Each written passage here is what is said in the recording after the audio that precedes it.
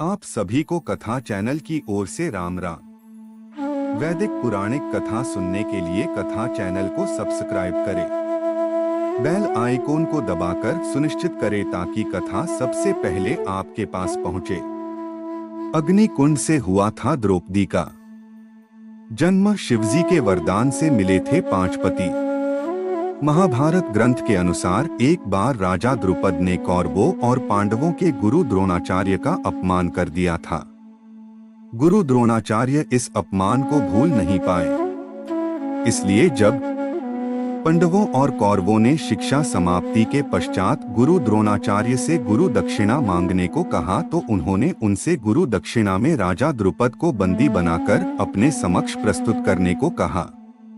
पहले कौरव राजा द्रुपद को बंदी बनाने गए पर वो द्रुपद से हार गए। कौरवों के पराजित होने के बाद पांडव गए और उन्होंने द्रुपद को बंदी बनाकर द्रोणाचार्य के समक्ष प्रस्तुत किया। द्रोणाचार्य ने अपने अपमान का बदला लेते हुए द्रुपद का आधा राज्य स्वयं के पास रख लिया और शेष राज्य द्रुपद को देकर उसे रिहा कर दिया। गुरु द्रोण से पराजित होने के उपरांत महाराज द्रुपद अत्यंत लज्जित हुए और उन्हें किसी प्रकार से नीचा दिखाने का उपाय सोचने लगे। इसी चिंता में एक बार वे घूमते हुए कल्याणी नगरी के ब्राह्मणों की बस्ती में जा पहुंचे। वहां उनकी भेंट याज तथा उपयाज नामक महान कर्मकांडी ब्राह्मण भाइयों से हुई। राजा द्रुपद ने उनकी सेवा करके उन्हें प्रसन्न कर लिया एवं उनसे द्रोणाचार्य के मारने का उपाय पूछा। उनके पूछने पर बड़े भाई याज ने कहा, इसके लिए आप एक विशाल यज्ञ का आयोजन करके अग्निदेव को प्रसन्न कीजिए, जिससे कि वे आपको वे महान बलशाली पुत्र का वरदान दे देंगे। महाराज ने याज और उपयाज से उनके कहे अनुसार यज्ञ करवाया। उनके यज्ञ से प्रसन्न होकर अग्निदेव ने उन्हें एक ऐसा पुत्र दिया जो संपूर्ण आयुध एवं कवच कुंडल से युक्त था। उसके पश्चात उस यज्ञ कुंड से एक कन्या उत्पन्न हुई जिसके नेत्र खिले हुए कमल के समान देदीप्यमान थे, भौहें चंद्रमा के समान वक्र थीं तथा उसका वर्ण श्यामल था। उसके उत्पन्न होते ही एक आकाशवाणी हुई कि इस बालिका का जन्म क्षत्रियों के संहार और कौरवों के विनाश के हेतु हुआ है। बालक का नाम धृष्टद्युम्न एवं बालिका का नाम कृष्णा रखा गया, जो कि राजा द्रुपद की बेटी होने के कारण द्रौपदी कहलाई। शिवजी के वरदान के कारण मिले 5 पति। द्रौपदी पूर्व जन्म में एक बड़े ऋषि की गुणवान कन्या थी।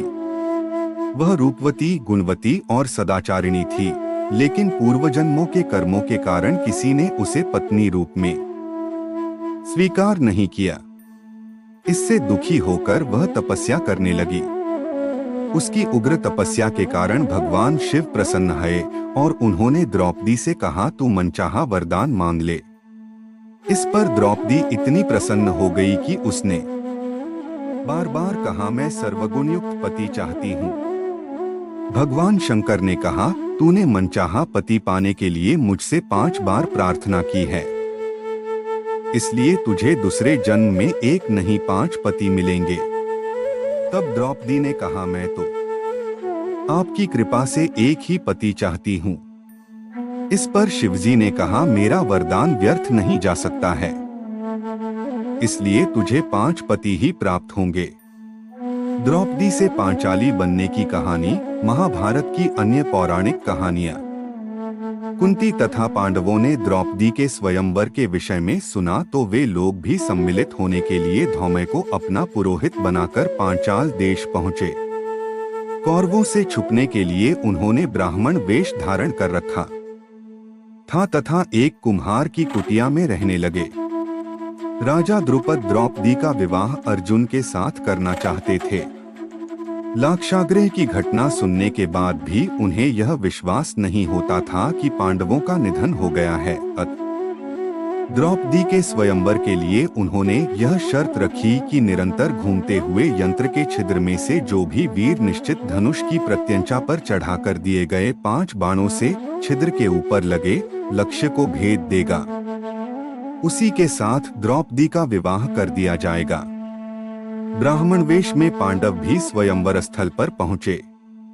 कौरव आदि अनेक राजा तथा राजकुमार तो धनुष की प्रत्यंचा के धक्के से भूमिसात हो गए। कर्ण ने धनुष पर बाण चढ़ा तो लिया, किंतु द्रौपदी ने सूत पुत्र से विवाह करना नहीं चाहा, अत लक्ष्य भेदने का प्रश्न ही नहीं उठा।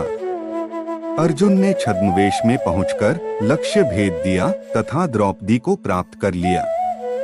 कृष्ण उसे देखते ही पहचान गए। शेष उपस्थित व्यक्तियों में यह विवाद का विषय बन गया कि ब्राह्मण को कन्या क्यों दी गई है।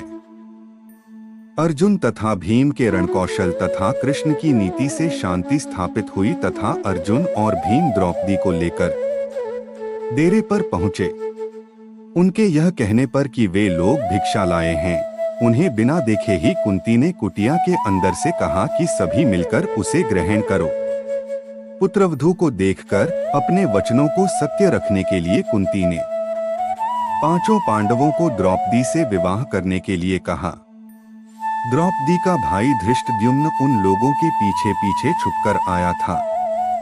वह यह तो नहीं जान पाया कि वे सब कौन हैं, पर स्थान का पता चलाकर पिता की प्रेरणा से उसने उन सबको अपने घर पर भोजन के लिए आमंत्रित किया।